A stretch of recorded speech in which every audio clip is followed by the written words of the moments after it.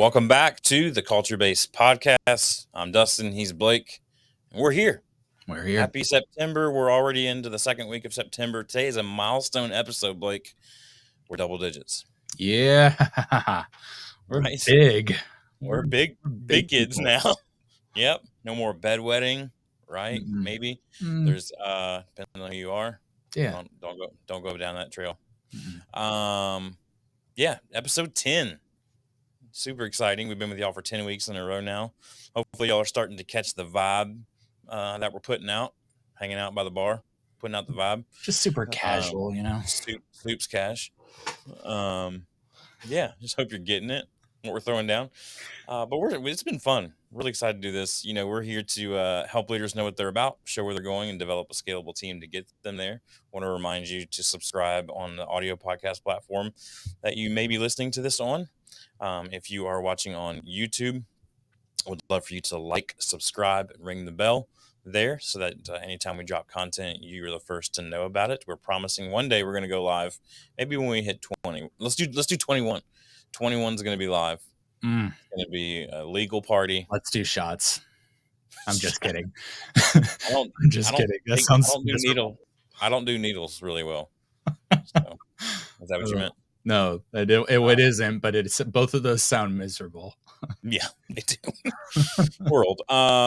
So if you're following along with us on Instagram, YouTube, or LinkedIn at The Culture Base, BASE, you can also find us at theculturebase.com, and we'll be telling you about some cool things that you can find there later in the show. So today I'm super pumped because we're going to talk about finding and vetting the right people. Listen, we know that when it comes to building the best teams, it starts with the best players. But where do we find these all-stars? Is there a secret garden somewhere where they grow on forbidden trees? Are they already snatched up by your competitors? We'll talk about that. It can feel like a Where's Waldo, I think. But let's dive into some best practices to find the best people for you. So I think the first question that comes to mind, Blake, when I think about finding the people, finding and vetting the right people for my company is, where are these people? Where are they? I can't find them if I don't know where they're at, right? We talked earlier before we went live about how we both recently dropped off kids at an appointment that didn't exist. Oh my gosh. And thank God for technology and smartwatches so that we can reach out to our kiddos and our kiddos can reach out to us and say, hey, dummy. Yeah. That's not today. And we can come back and snatch them up before someone else does. So it's good to know, where are they? Where are your kids? Where is it's a good thing to know. Yeah. And it's such a good, really hard question to answer when you don't know what you're looking for. That's the biggest problem here is we think like, well, where are they? Where are our magical best fits for our organization? Where are they at? Magical gnomes hidden around. Where are they at? Ooh, I bet they're around this corner. The thing is, if you don't know what you're looking for, you're not going to find it. Okay. And this is where, figuring out who culturally fits our organization, who talent-wise fits our organization, what's the position that we're trying to get, and we'll get into a lot of that stuff. But if you don't know that, the where, it's pointless. Once you do know the right people, like there's a good way to reverse engineer some of this too.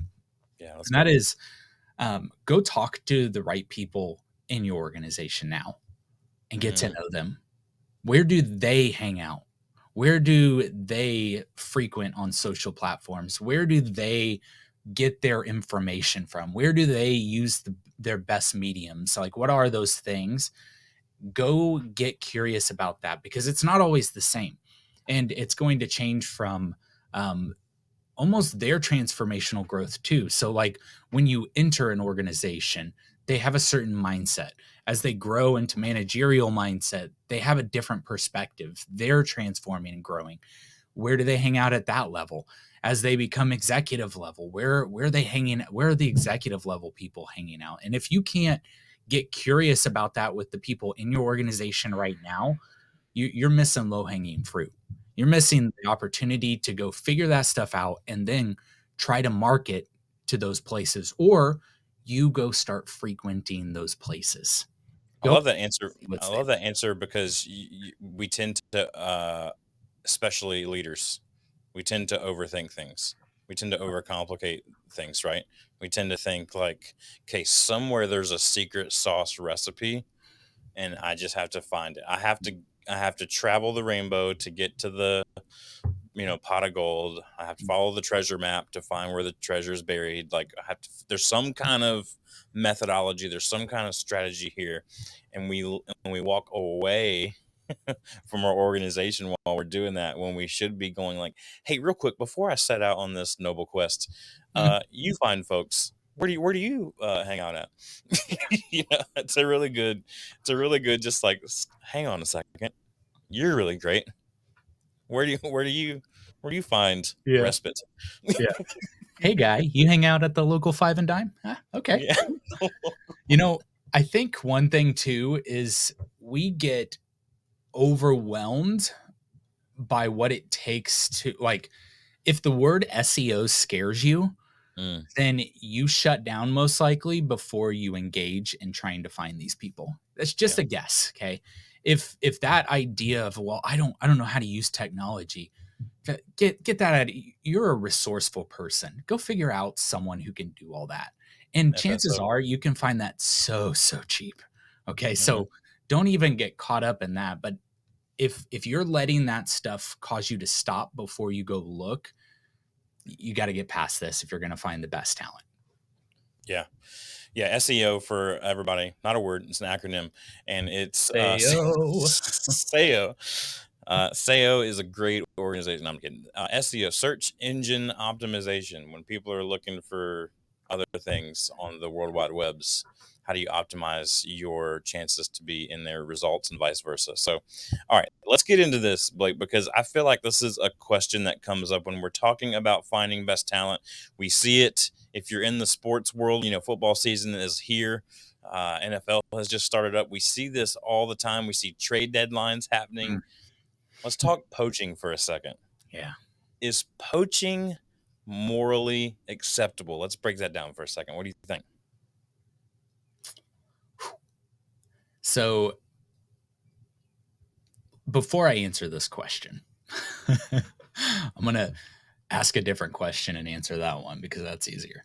Mm, No, I'm just kidding. yeah, I love Um, avoidance. I'll I hope get to try there. it someday. I think I think a lot of people will be like, real quick, no, it's not acceptable. But here's our problem. Top talent that fits your organization, the further you get away from entry level position, will not be sitting on a bench. Hmm, They just won't be sitting on a bench. They are somewhere. And that place isn't your organization, but I'll promise they're not sitting on a bench. Top level talent, the further you go away from entry level, is somewhere else. So, um, poaching, I think, looks like this. You go figure out an organization that's doing really well. You go look for what their top talent is, and you start trying to attract and harass them away, most likely with money and other things of that nature. Um, that'll work. You'll get them. But if they're easily poached, they're going to continue to be easily poached. Like if you got them that way, they're going to be got again that way. And also, what makes them top level at that organization might be that they fit that organization. Okay. So there are a lot of things you got to sift through in this. The thing is, I think that attracting is a better move here.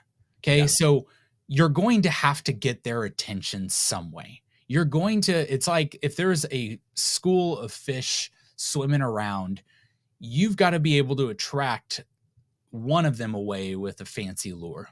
Okay. And that lure, depending on what it is probably going to be the lure with which they get dragged away again. So if you make it money, someone else is just going to do it with money. But if you figure out a home and make it very clear and have a clear brand for what you are that is authentic, that when they get there, they don't have cognitive dissonance because they don't go, wait a second, you said it was this, but it feels like this. Like they come in and they're like, this is home. This is the right place that I want to do my best work at. If you can attract with that, that's when it's not poaching at that point. It's just they're coming over. I personally don't poach. I don't like to go after in such a way that feels needy. Like, oh, I gotta have you. I gotta have you. You're the thing that's gonna save our organization. That's not true. Everyone in my organization, including myself, is replaceable, and that's the way it should be. Because a good team that works together is the team you want. You don't want to just only go after only all-stars. They have the most drama. Okay. So find a place that someone fits and attract them away from where they're at if they don't already fit at the best place that they're at. Like, you got to be real about that too.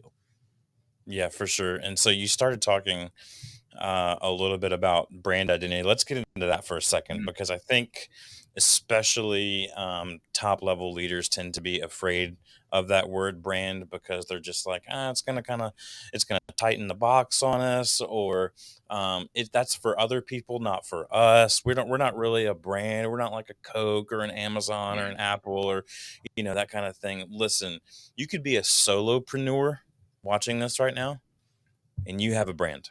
Yeah. You have a brand. Brand is nothing more but your public reputation. That's all it is. Your brand is your public reputation. What do people think about when they hear your company name? That's your brand right there.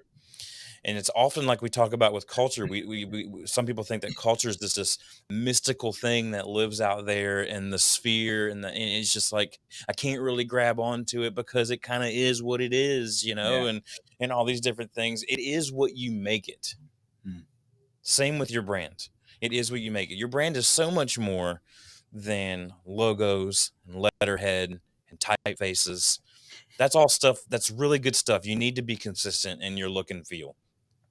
But your brand is what people think about when they think about your organization. So with that in mind, if your brand is what people think about when they think about your organization, then how do you use that to do what Blake is talking about and attract the best people? You see, I think we're turning this on its head. Our title today is how to find. It's a going, it's a search, it's a quest. Yeah.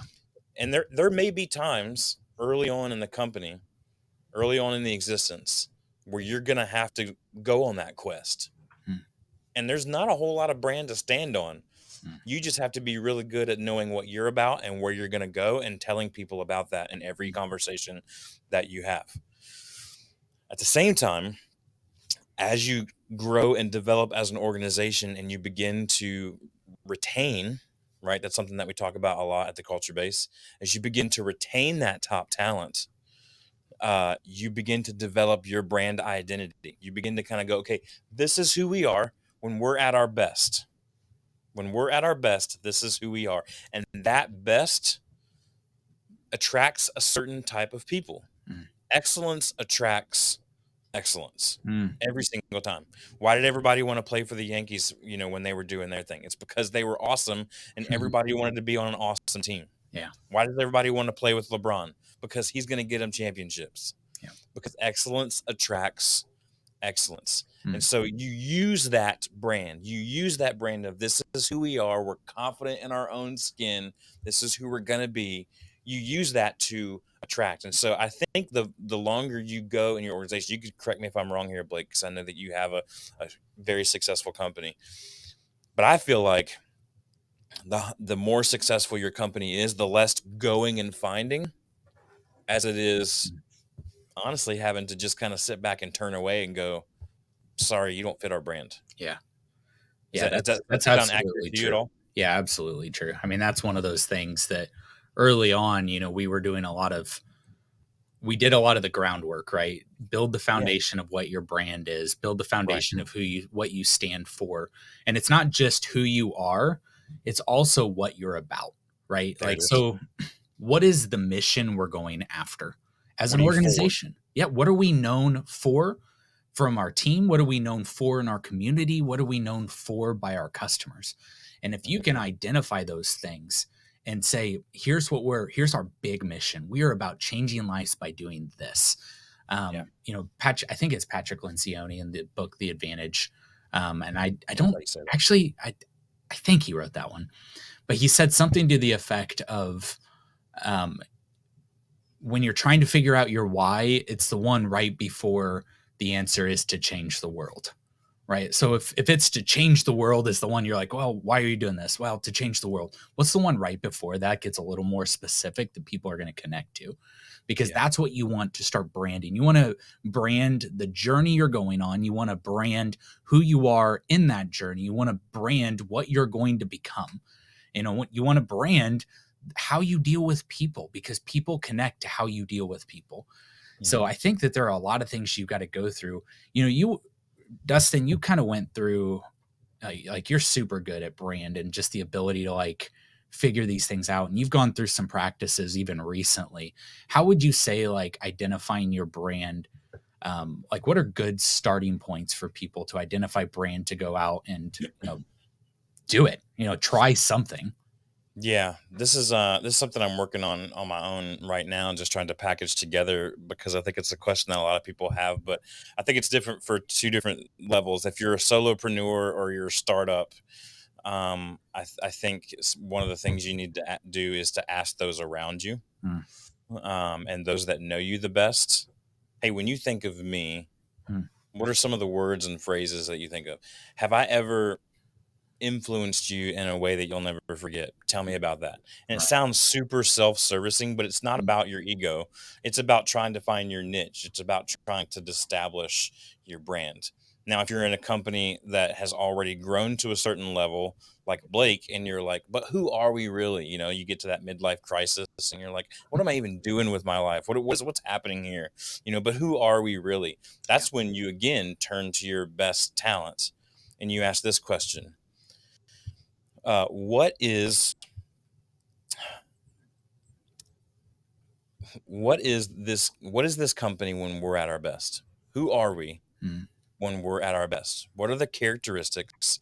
What are the traits that we are when we're at our best? This is a practice that I use when I'm helping other organizations go through defining what their culture values are, right? That's Mm. part of your brand, is your culture values. And you make a huge whiteboard list of, man, when we're at our best, we're on time, we're respectful of other people, we're, you know excellent. Like we talked about, we're We're excellent, neat. we're neat, all the things, we outdo and honor with each other, we are innovative, we're um you know we experiment, we fail, like all of these things. When we're at our best, we put all those words, and then you'll start to see a certain theme over and over again. Mm. And then you'll know by circling those common themes, and you'll be able to start to put sentences together, Mm. and then you have like a one sentence phrase that you say, hey, at the Culture Place, we are all about helping leaders know what they're about, Yeah. show them where they're going, and to develop scalable teams to get there. Yeah. You see, it all that leads to that. And so when we're starting this up, we're asking those questions about people around us. We're asking, Blake has been in the culture business for a while now and helping teams define and have better culture, and with all these different things that we're venturing into as an organization. And so we just kind of go, hey, Blake, what are people saying that your impact is? Well, Mm. and so we kind of build the company around that. And so it's getting out of your own head. It's asking questions. It's not trying to muster up something super catchy and unique and creative all on your own. It's about asking those around you the right questions, and keep asking until you start to see the common threads Yeah. show up over and over again. Yeah. And when you see those common threads, and you can just take a giant highlighter to it. And then you log, and that doesn't sound sexy at all, but you log what these things are so that standardizes what you accept, right? Like Mhm. what is real, because then you can know, hey, are they Ridgeline, material? Are they the culture based material? You're going to know Yeah. because your standards are very clear. Yeah. And early on, it's done by your gut. And that's okay because your gut does, like, our subconscious picks up on what we stand for. And so you're Mm, gonna be able to do that. But the bigger you get, the more your gut is not what makes those decisions. It's the team's collective gut. And if you're not clear about those things and you don't have some kind of brand identity, here's what we stand for, then you're going to hire whoever and you're going to have higher turnover. So, yeah. yeah, go And ahead. you talked there about, like, let's just use Ridgeline, your company, for example.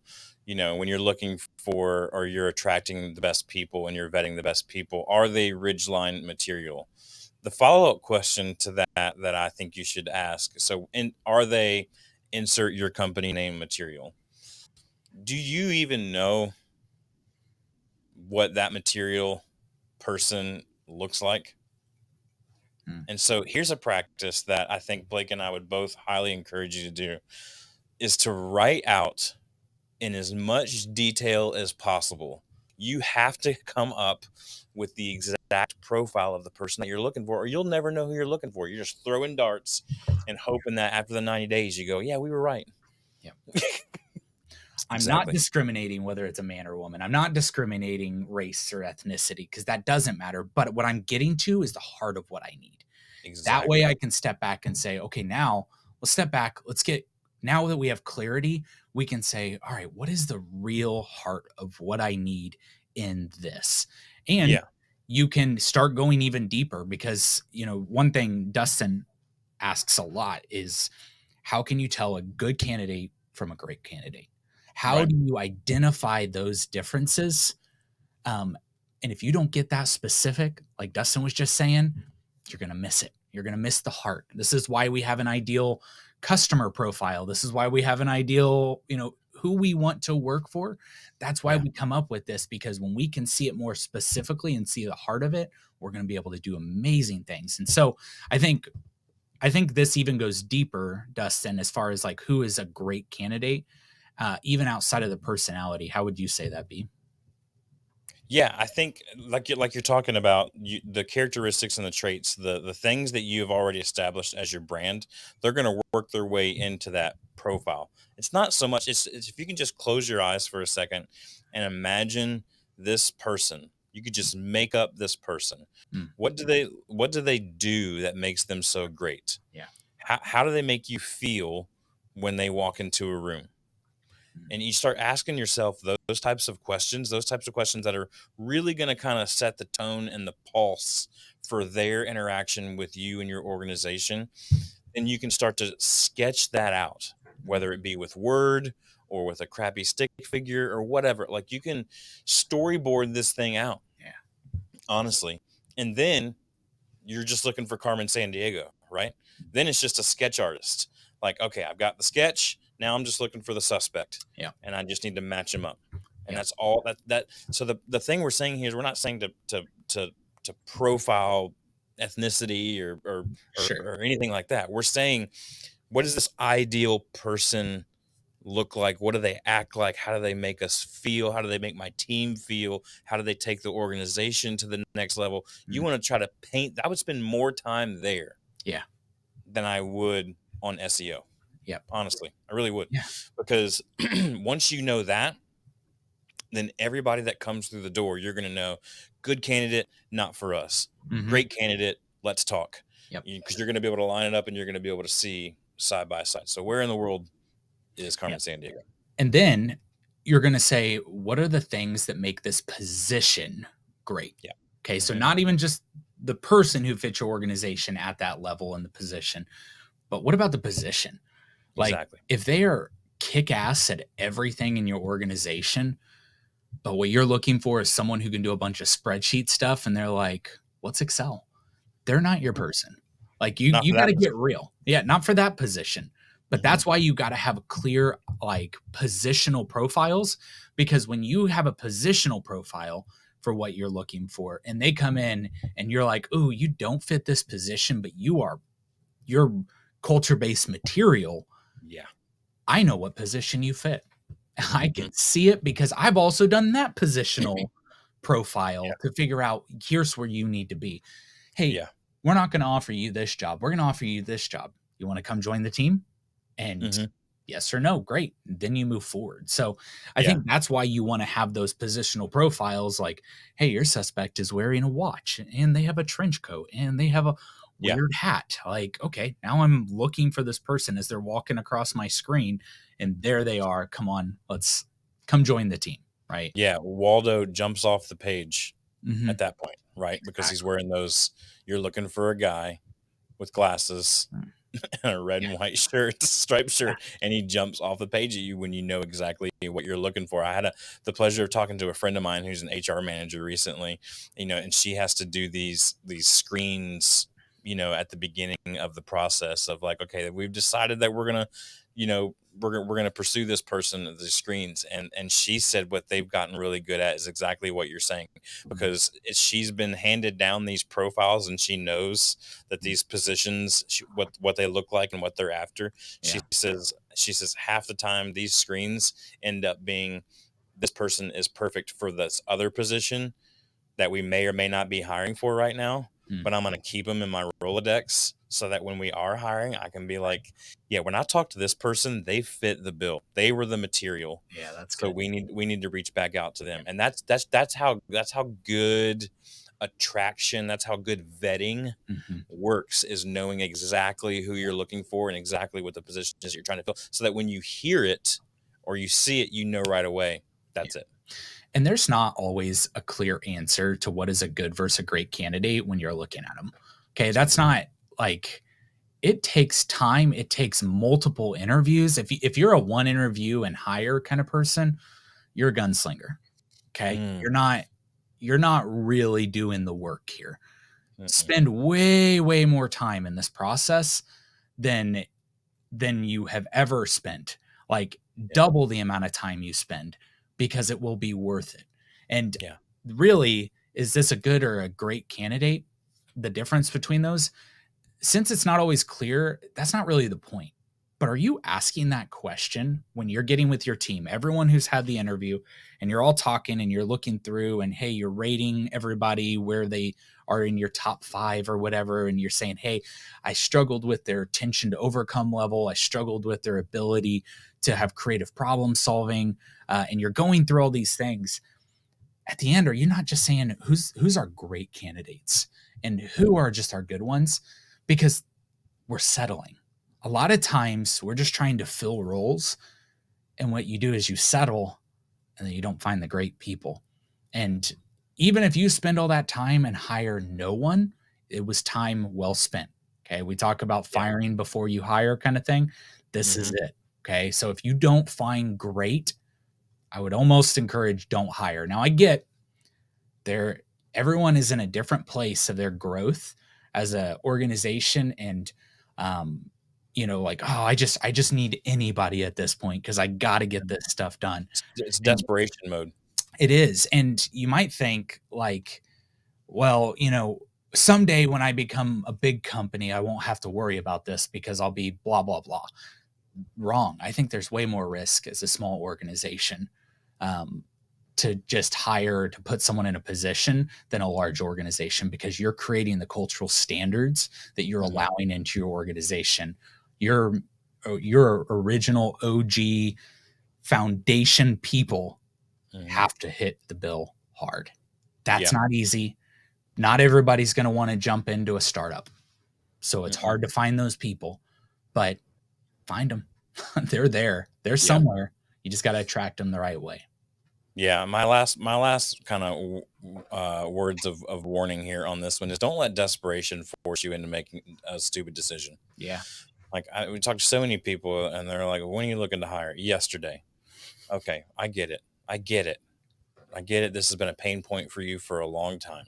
Yep. But if you don't have these questions answered already, if it's somebody that you need to remove for your organization quickly because they're toxic and they're bringing things down, or they're ruining your brand, or they're ruining your the culture that you've worked so hard to build, yes, get them out there quickly. Hire slow, fire quickly. Mm. But take the time while they're gone. Other people can pick up the slack. It's just for a season. Take the 30, 60, 90 days that you really need on the back. And that's why Blake says so many times that hiring is this 180th degree type thing, right? It's 90 days before the hire and it's 90 days after the hire. That 90 days before the hire, this is the time. That's the time frame we're talking about here. And if you don't have these things already developed, take the time to get it done. Your top level people, if you treat them fairly through this tough season, and you deliver on your promises, they will respect you for it as long as you honor them in the process. And so just say, hey, A players, I need y'all to step up 10, 20% more right now while we're really, and I want your input, right? Get that buy-in. I want your input on this person, this position that we're looking for. We know person X didn't work out, so we're gonna kind of repaint the system here. I want your buy-in. I want your help. That creates ownership. It doesn't create this whole like, okay, well they're over there. Meanwhile, we're having to pick up all the slack. What's really going on? You know, like that's bad for culture. Include them, include your A players in this. This doesn't have to be something that you do by yourself. It doesn't matter if you're like, we have the best janitor. We have the greatest janitor of all janitors. If there's a janitor hall of fame, this dude would be in it. Bring him in. Yeah. Bring him in and say, hey man, we're looking for a new CFO. We'd love to know what you think. I know that sounds crazy, but if he's the best, if he truly is killing it, why wouldn't you ask him that? Take the time to develop that and ask him that.